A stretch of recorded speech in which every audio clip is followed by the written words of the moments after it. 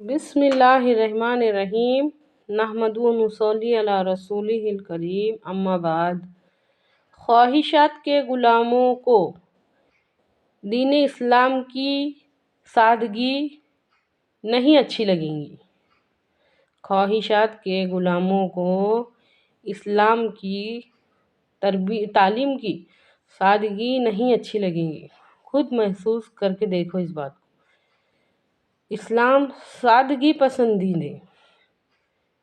جو انسان اندر کی ڈیمانڈ پوری کرتا نا، اس کو اسلام کی سادگی نہیں اچھی لگیں گی۔ مثال کے طور پہ لڑکی ہے کس کی، اس کو شادی کرنی ہے اپنے طریقے سے، اسلام کہتا ہے سادگی سے کرو، وہ خود سادگی پسند نہیں ہے، تو پھر وہ اسلام کی ڈیمانڈ کو نہ خود عمل کرنے کی سوچیں گا اور نہ ہی دنیا میں لانے کی کوشش کریں گا۔ یہ ایک مثال ہے۔ ہر بات میں غور کر کے دیکھو۔ شہرت کے بھوکے کو اسلام کی سادگی پسند نہیں آئیں گی۔ جو خود نہیں پسند کریں گا، جس کے اندر کی ڈیمانڈ یہ نہیں ہوں گی کہ دین اسلام کی تعلیمات ہمارے واسطے اچھی ہے، وہ دنیا میں لانے کی کیا کوشش کریں گا۔ اللہ کے واسطے بات کو سمجھو۔ رضیت باللہ ربا و بالاسلام دینا و بمحمد صلی اللہ علیہ وسلم نبیہ۔ کیا مطلب ہے اس بات کا؟ میں اللہ کے رب ہونے پر، اسلام کے دین ہونے پر اور محمد صلی اللہ علیہ وسلم کے نبی ہونے پر راضی ہوں، خوش ہوں۔ پہلے اپنے آپ کو خواہشات کی غلامی سے آزاد کرنا پڑے گا۔ دل سے ماننا اس چیز کو جو اللہ نے ہمارے واسطے پسند کیا، ہاں مجھے پسند ہے۔ جو رسول صلی اللہ علیہ وسلم نے طریقہ بتایا، ہاں مجھے پسند ہے، یہ ہونا چاہیے۔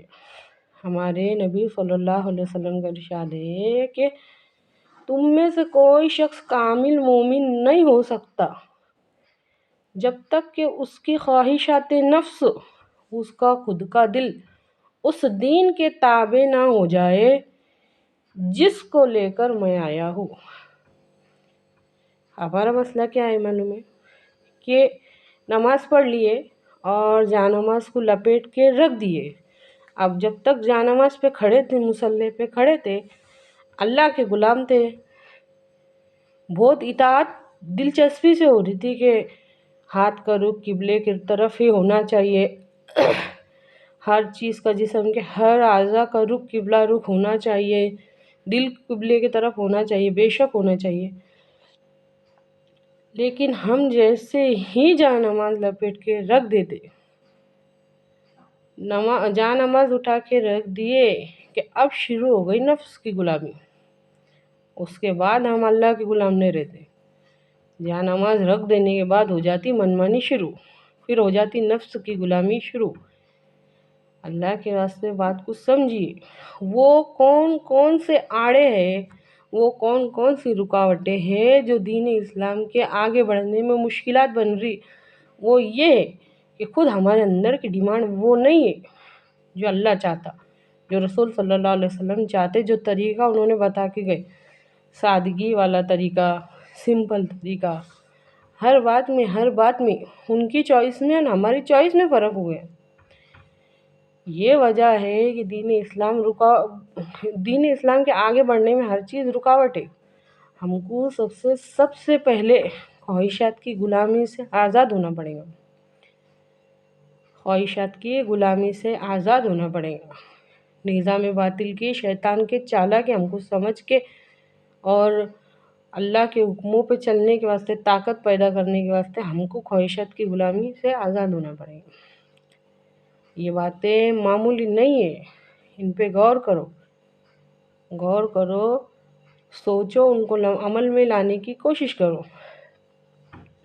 کروڑوں کی تعداد میں مسلمان ہونے کے باوجود اللہ رب العزت کی زمین نافرمانی سے بھر رہی ہے۔ ہم سے بھی سوال ہوگا، تم کیا کر رہے تھے؟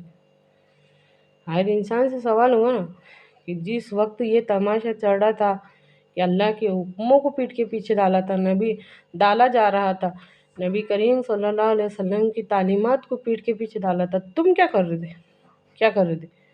کھانے سونے میں مصروف تھے، تم اس کے واسطے بھیجے گئے تھے، تم کیا کر رہے تھے؟ بات کو سمجھیے، ایک ذمہ داری دے کر بھیجا گیا ہے مسلمان کو۔